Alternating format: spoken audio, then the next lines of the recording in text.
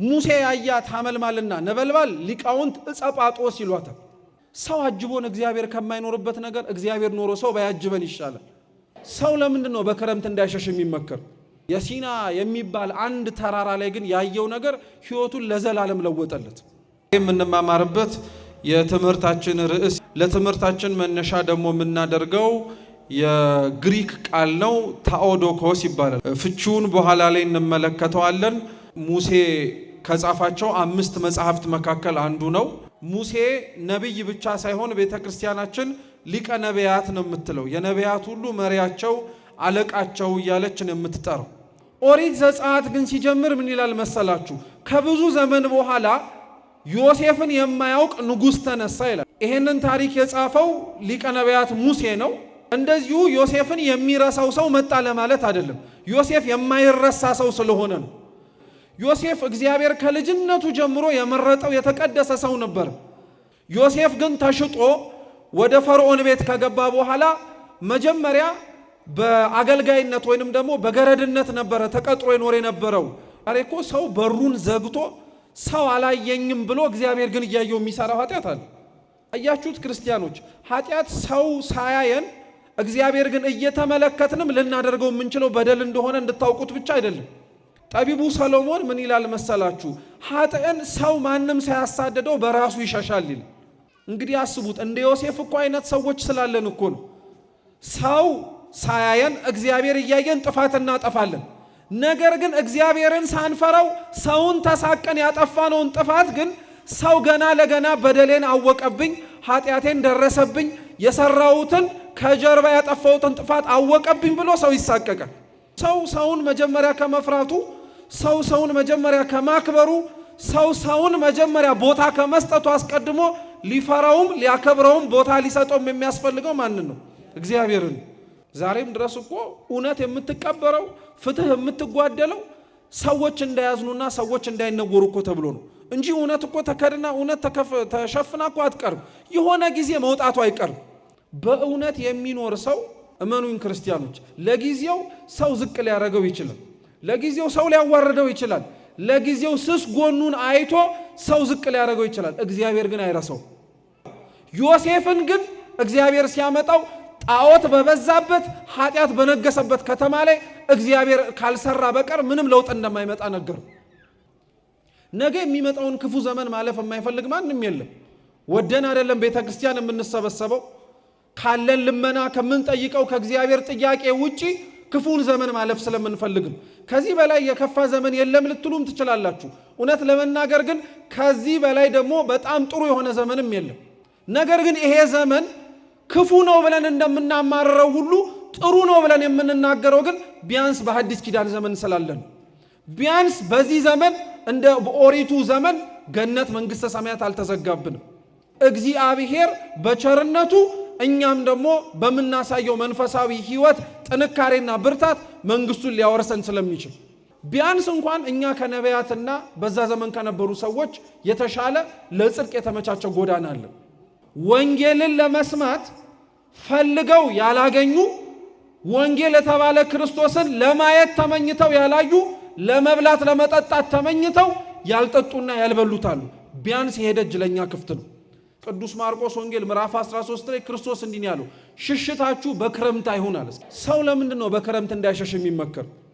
አንደኛ ያው ዝናብ ስለሚዘንብ ውሃው ምን ያደርጋል? ይሞላል።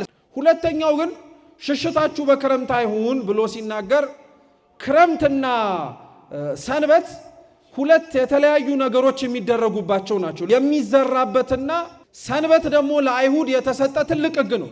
እና ሊቃውንት ምን ይላሉ?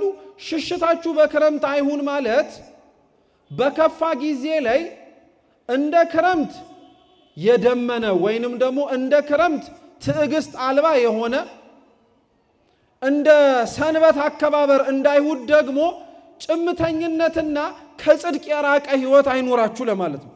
ለዛ እኮ ነው መጽሐፍ እግዚአብሔር ያከበረውን ማን ሊኮንነው ይችላል ይላል። አሁን ለዚህ ነው ኦሪት ዘጸአት ልክ ሲጀምር ዮሴፍን የማያቅ ሌላ ንጉሥ ተነሳል። ዮሴፍ ለግብፅ አንድ ተራ መኮንን አይደለም። ዮሴፍ ለግብፅ ረሃብን ያሻገረላቸው ሰው ነው። ዮሴፍን የማያውቀው ሌላ ንጉስ ተነሳ ማለት ውለታውን የዮሴፍን የረሳ ሌላ ሰው መጣ ማለት ነው። የእግዚአብሔርን ውለታውን የረሳን ዘመን እግዚአብሔርን የማያውቀው ሌላ ህዝብ ተነሳ ተብሎ ነው ለኛም የሚጻፍልን። በሰው ላብ በሰው ድካም እኮ ስንቱ በልጽጎና ስንቱ አድጎ እኮ ተገኝቷል እዚህ ዓለም ላይ። እውነት እንነጋገር ከተባለ ራሱ አንዳንዶቻችን ኢትዮጵያን ዳርዋን እሳት መሐሏን ገነት ያርግልን የምንለው እሳቱኛ ጋር እንዳይመጣ ለማድረግ ነው እንጂ እውነት ለሀገርም ራሱ አስበን ይሆን? እግዚአብሔር ታዲያ ለምን ዝም ያለ ይመስላችኋል? ከልባችን ስለማናለቅስ ነው። ከልባችን እግዚአብሔርን ስለማንለምነው ነው። ሲጎልብን አይደለ እግዚአብሔርን በደንብ አድርገን ድምጹን ከፍ አድርገን የት ነህ የምንለው? እግዚአብሔር እኮ ስለሚያውቀው ነው አመላችንን በብዙ ነገር ውስጥ እንድንገባ የሚያረጋግጥ። ሁሉን ሰላም ቢያረግልንማ ትዝም አይለንም እሱ። እስራኤላውያንን 400 ዓመት በሙሉ ዝም ያላቸው ሳያየው ቀርቶ አይደለም፣ በደንብ እሱን እንዲጠሩት ስለፈለገ ነው። በደንብ አድርገው ከልባቸው እግዚአብሔር ወይ ድረስልን እንዲሉት ስለፈለገ ነው። ሙሴ ከዛ በኋላ ነው ለእስራኤላውያን አዋጅ ታውጆ ሕፃናት ይሙቱ ተብሎ እሱ በግሩም በእግዚአብሔር ጠባቆት በፈርዖን ቤት ውስጥ ያደገ ነፃ አውጪ ነበር። ዓለም ውስጥ እየኖረ እኮ ዓለሚቷን ወዶ እዚያው የቀረ እኮ ስንት ሰው አለ መሰላችሁ? ሙሴ በጣም የሚደንቅ አይነት ነብይ ስለሆነ ነው ይሄን የምነግራችሁ። ዓለም ላይ ስለኖረን ብቻ እንደ ዓለም የመኖር መብት የለንም ክርስቲያኖች። ጌታችንም ለዛ አይደለ የዮሐንስ ወንጌል ምዕራፍ 15 ላይ እኮ ለደቀ መዛሙርቱ ኋላም ለኛ የሚሆን ጥቅስ እኮ ትምህርት አስተምሮናል። እኒህን ከዓለም አገኘዋቸው ዳሩኑ ግን የዓለም አይደሉም ማለት እንዲህ ማለት እኮ ነው። ዓለም ላይ እየተኖረ ዓለማዊ መሆን ይቻላል። ልክ ነፍስ ስጋ ልሁን ብላ እንደማታስቸግረው ሁሉ ሙሴን የምናደንቀው ለዛ ነው።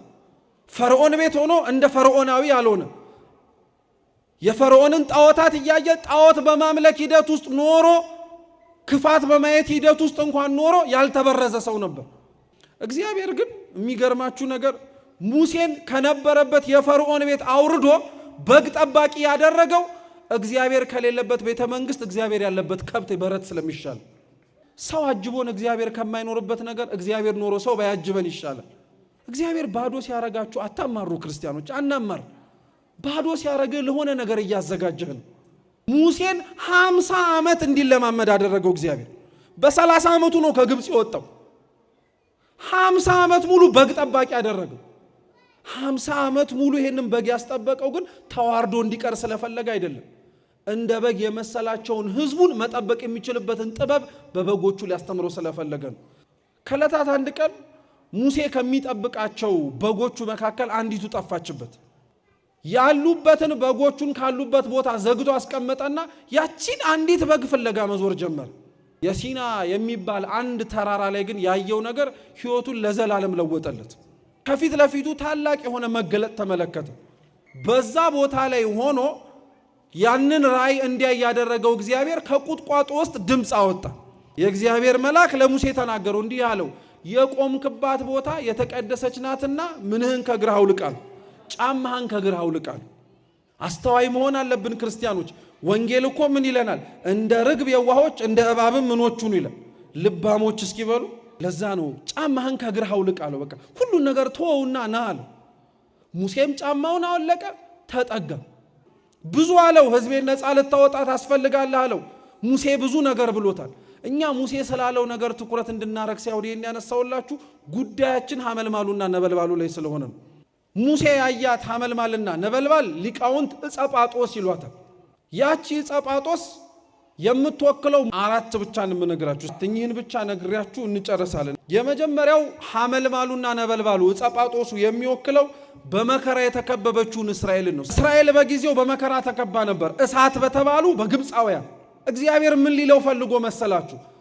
ሐመልማሉ ላይ የሚነደው እሳቱ ሐመልማሉን አላከሰመውም፣ አላቃጠለውም፣ አላጠፋውም። እንዲሁ ሁሉ እስራኤልን የከበበው ፈተና እስራኤልን አያጠፋውም ማለት። ሁለተኛው ዕፀጳጦሱ የሚወክለው ትርጉም ልባቸው ያላስተካከለው መከራ ነው። እሳቱ የመከራው ምሳሌ ነው።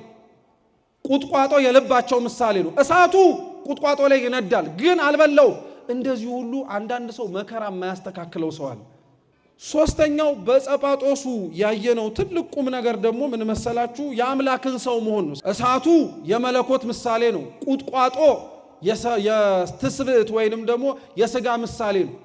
ሙሴን ያሳየው የአምላክ ሰው መሆንን ምስጢር ነው ማለት ነው። አራተኛ ያሳየው ትልቁ ነገር የኛ የትምህርታችንን ርዕስ ነው። እስኪ ታኦዶኮስ በሉ እንጂ በሉ። አሁንም ታኦዶኮስ ማለት እኮ ወላዲተ አምላክ ማለት ነው። እስኪ ወላዲተ አምላክ በሉ።